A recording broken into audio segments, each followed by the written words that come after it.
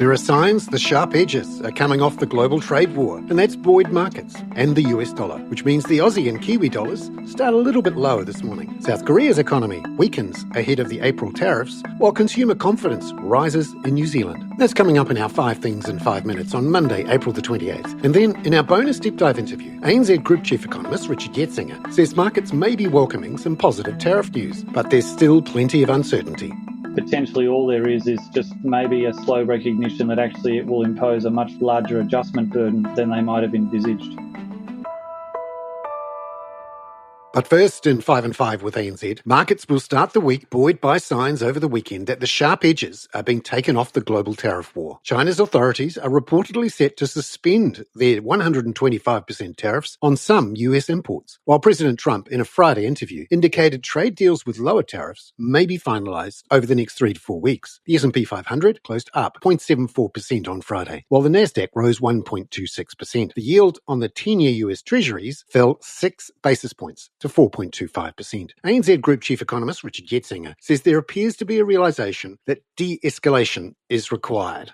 I think views have solidified quite quickly that, in fact, both sides seem to now recognise the damage which is likely to come through, and yet it's not clear what the off-ramp is for either side to de-escalate, but also save face. It hasn't stopped markets finishing last week in much better shape than they began it. The US dollar rose 0.1%. The Aussie dollar starts this week at 63.93 US cents, having fallen 0.25% on Friday night. The Kiwi is at 59.59 US cents after a 0.6% fall. Gold traded down 1.5% at $3,298 an ounce, while West Texas oil futures rose 0.6% to $62.98 a barrel. Number 2. South Korea's economy was weaker than expected in the first 3 months of the year as political tensions took their toll on domestic confidence. First quarter GDP fell 0.2% and the quarter was down 0.1% from a year ago. ANZ economist Crystal Tan says there was a weakness across consumption, government spending, exports and investment. There's, of course, the political turmoil that started following the martial law episode in December. And, of course, the rise in global trade uncertainties have not been helpful either. Now, this challenging growth backdrop does warrant a stronger policy response.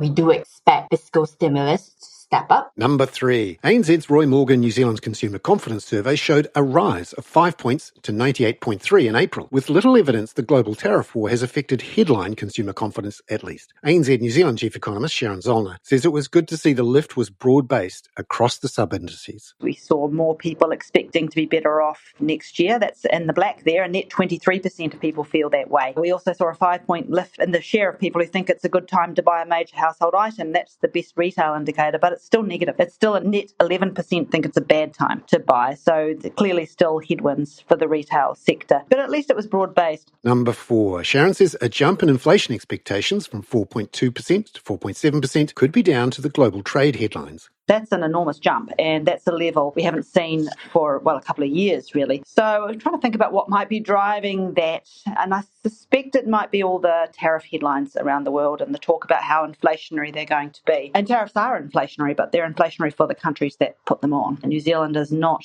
retaliating to the US tariff that they're putting on us. Well, it's now paused, but the 10% tariff, we've said we won't respond. So, in fact, our estimate is that the tariffs will be disinflationary for New Zealand. Number 5. ANZ Research has lowered its forecast for New Zealand inflation after recently downgrading its growth forecasts because of that rising global uncertainty. ANZ senior economist Miles Workman says a slightly weaker demand outlook will contribute to lower underlying inflation in the near term. We now expect non-tradables inflation to trough just a little bit lower than previously thought, reflecting that weaker underlying demand. However, by the time you get out to what the Reserve Bank would call the medium term, so let's call that sort of the second half of 2026 and into 2027, we do think that those extra OCR cuts will provide the bump that non-tradables inflation needs to get it to around about that Goldilocks zone of 3%, which has historically been consistent with 2% annual inflation.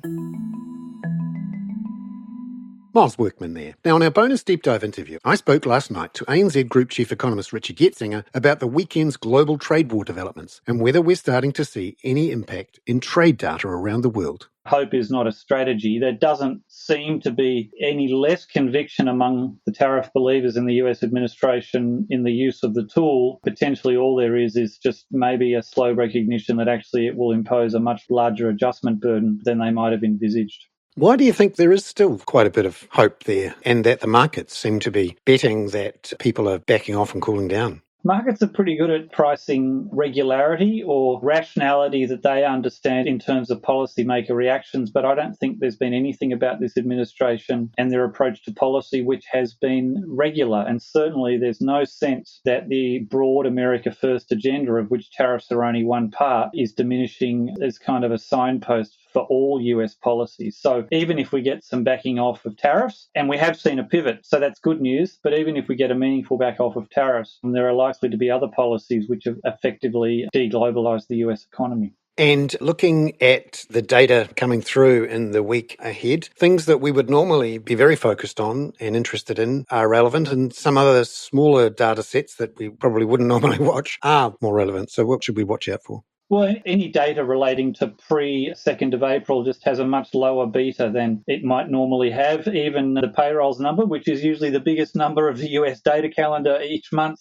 this month is going to be overshadowed by any signals either from the global trade numbers or the US sentiment numbers or the US business surveys that the impact of tariffs is crystallizing, or any policy developments or announcements out of either the US or China. Let's not also forget the US is trying to reach pretty quick trade agreements with, let's round it up to about 80 other nations around the reciprocal tariffs, which were suspended for 90 days. We should be starting to see some progress on those as well, although it's been slow. And what are we seeing so far, 27th, 28th of April, 26 days after April 2, in terms of the actual impact on actual trade? We had some Korean trade numbers last week for the first 20 days of the month. They were a bit weaker in headline terms, but showed a stark divergence in the by-country data. Exports to Europe up 14% year over year. Exports to the US down 14% year over year. In the week ahead, we'll get the full April numbers for Korean trade. It's difficult to envisage that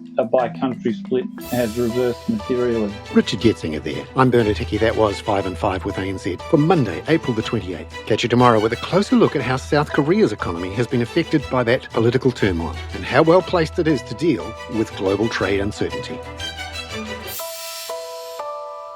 This podcast contains general information only, not investment advice. You should obtain advice for your personal circumstances before making any investment decisions. Please view the podcast disclaimer available via your media player or email.